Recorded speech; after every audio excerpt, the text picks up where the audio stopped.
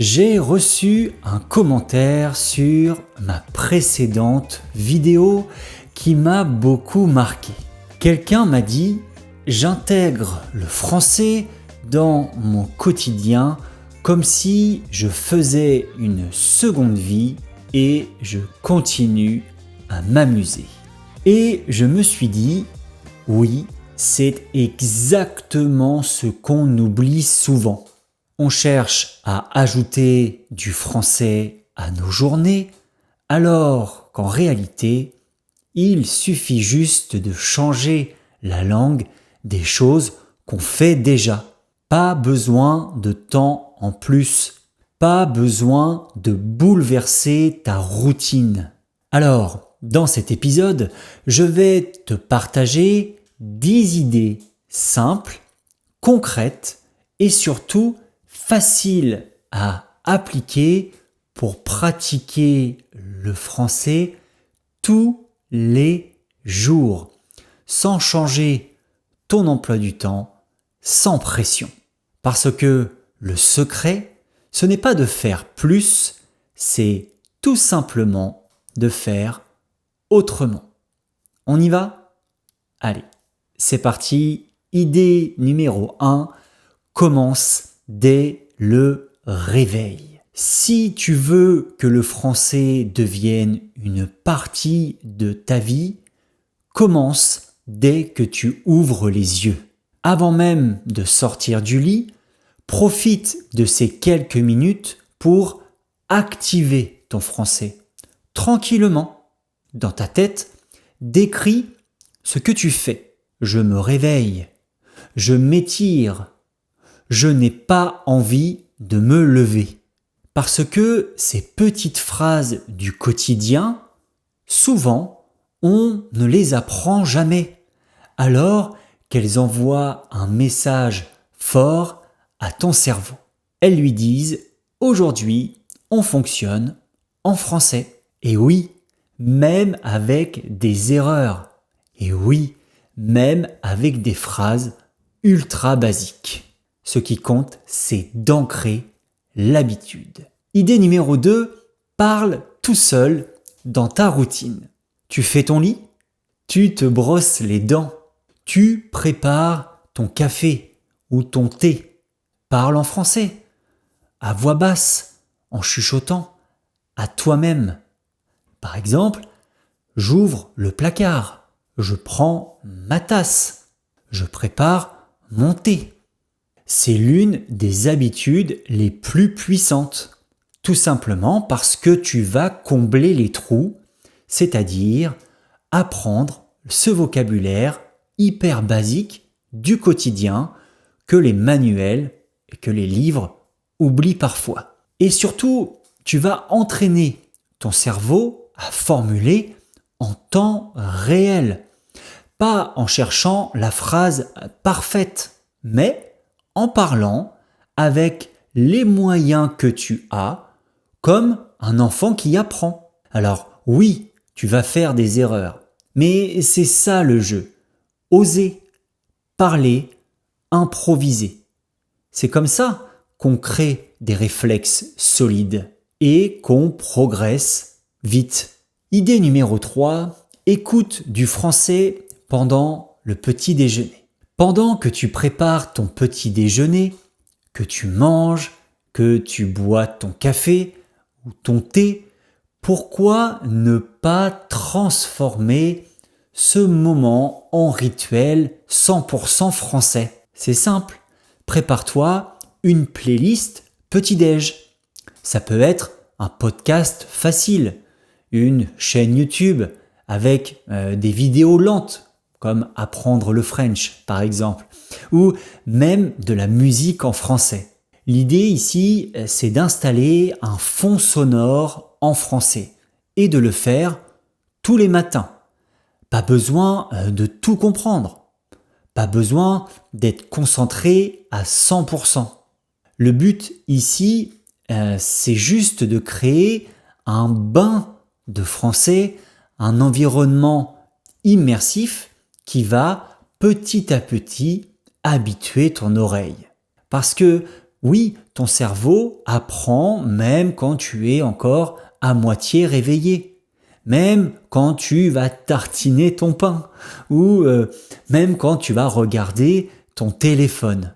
Et le plus beau, c'est que cette petite habitude, eh bien, tu peux l'adopter dès demain, sans effort supplémentaire. Tu le prends déjà, ce petit déjeuner. Alors, autant le faire en français. Idée numéro 4, utilise les réseaux sociaux en français.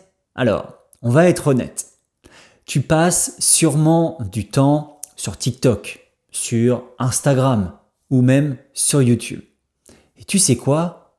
C'est une très bonne nouvelle. Imagine si à chaque fois que tu ouvres ton téléphone, tu tombes sur du français. Alors ici, je ne parle pas de leçons de grammaire, mais des créateurs qui vont parler de tes passions, mais qui vont le faire en français. La cuisine, le voyage, le sport, le gaming, le maquillage, les crypto-monnaies, le développement personnel. Choisis les sujets qui te font plaisir et abonne-toi à des créateurs francophones. Tu verras, tu apprendras le français même sans t'en rendre compte.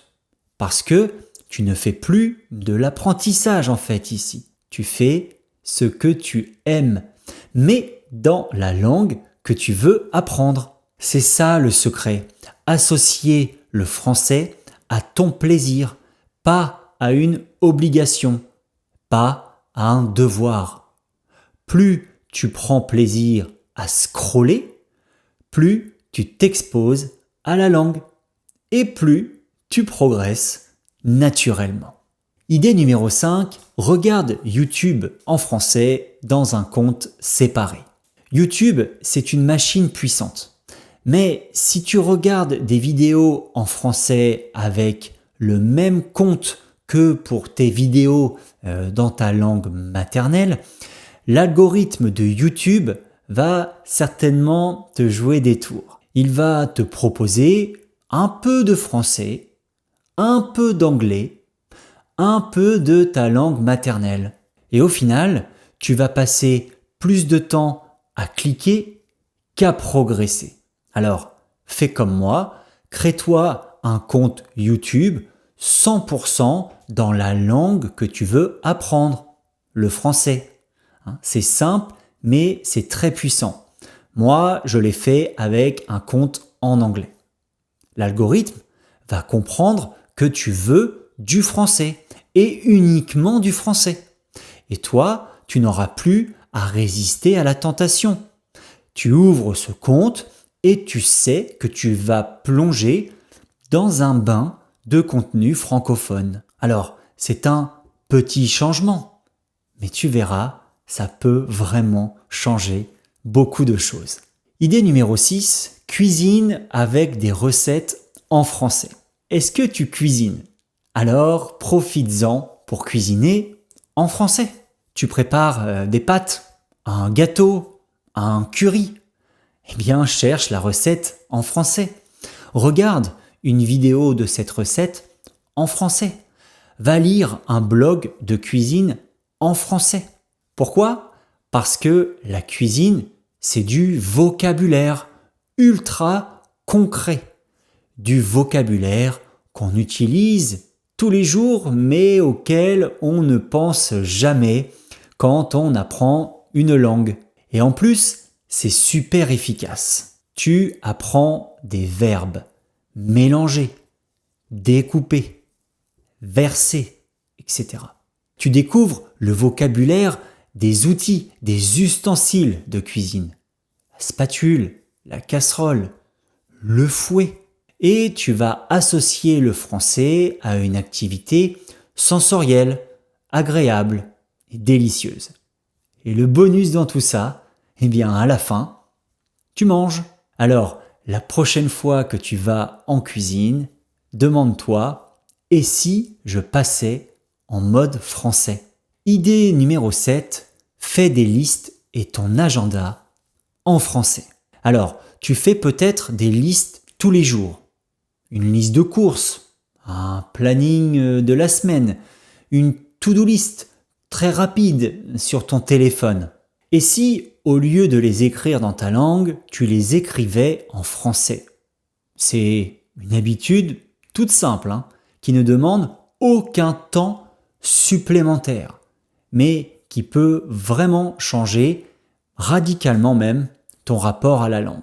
En rédigeant tes tâches, tes courses, tes rendez-vous en français, tu vas habituer ton cerveau à organiser ta vie dans cette langue. Petit à petit, le français ne sera plus juste une langue d'étude. Il deviendra la langue de ton quotidien, de ton organisation, de tes décisions. Au début, bien sûr, tu devras chercher quelques mots. Mais très vite, tu verras que certains verbes, certains objets vont revenir naturellement, sans même y penser. Alors la prochaine fois que tu prends ton carnet ou une application de notes, pose-toi cette question: et si j'écrivais tout ça en français? Idée numéro 8, tiens un journal en français, même 3 lignes. Et si je te disais qu'écrire en français peut devenir un moment pour toi et pas juste un exercice de grammaire? Pas besoin d'y passer des heures, ni d'écrire un roman. Chaque matin ou chaque soir, prends juste 5 minutes pour écrire en français. Ce que tu ressens, ce que tu veux pour ta journée, ce que tu as appris. Même 2 ou 3 lignes suffisent. Le plus important ici, ce n'est pas la perfection, ce n'est pas non plus la longueur de ton texte, c'est la régularité. Car en écrivant sur ta vie, sur tes émotions, sur tes petites réussites ou bien tes frustrations, tu vas apprendre à t'exprimer en français sur les sujets qui comptent vraiment pour toi. Tu vas créer une connexion personnelle et intime avec la langue. Ce n'est plus juste une langue étrangère que tu pratiques, c'est la langue que tu utilises pour parler de toi, de tes pensées, de ce qui te traverse. Et surtout, c'est un espace qui t'appartient. Tu peux faire des erreurs. Tu peux écrire de façon imparfaite. Peu importe. L'essentiel, c'est oser écrire. Un peu. Chaque jour. Parce que c'est exactement comme ça qu'on progresse. En laissant la langue entrer dans les moments les plus personnels de notre quotidien. Idée numéro 9, lis une actu courte, adaptée à ton niveau. Beaucoup d'apprenants pensent qu'il faut lire des livres compliqués pour progresser. Mais en réalité, lire un petit article d'actualité chaque jour, c'est déjà un excellent entraînement. Pourquoi? Parce que les actus, les news, c'est du vocabulaire vivant, actuel, utile et surtout c'est court. Tu peux en lire un en prenant ton café, dans le bus ou entre 2 rendez-vous.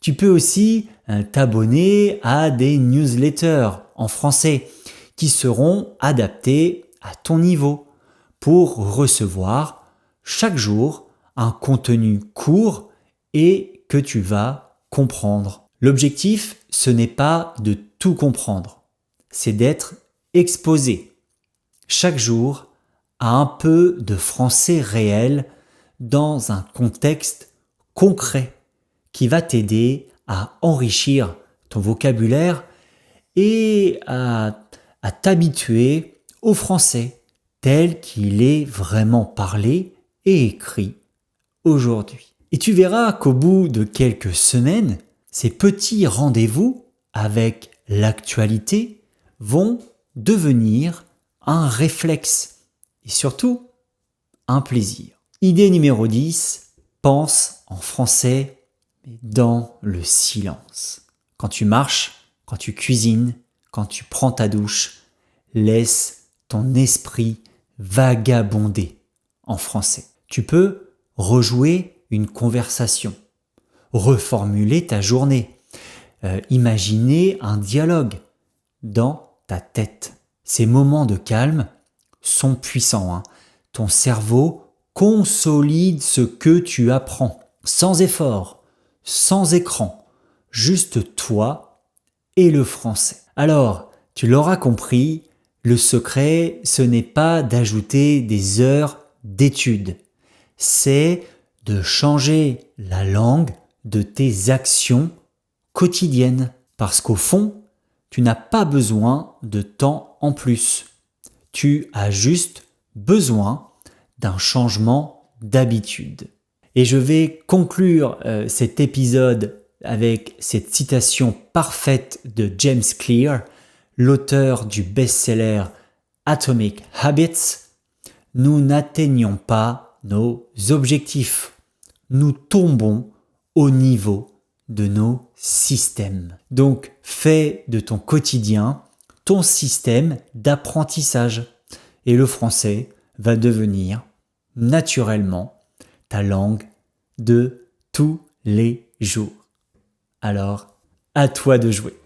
Merci beaucoup de m'avoir suivi jusqu'au bout. N'hésite pas à t'abonner à ma chaîne YouTube Apprendre le French ou à mon podcast sur toutes les plateformes d'écoute Slow French and Talks. On se retrouve très vite pour un nouvel épisode. Bye bye.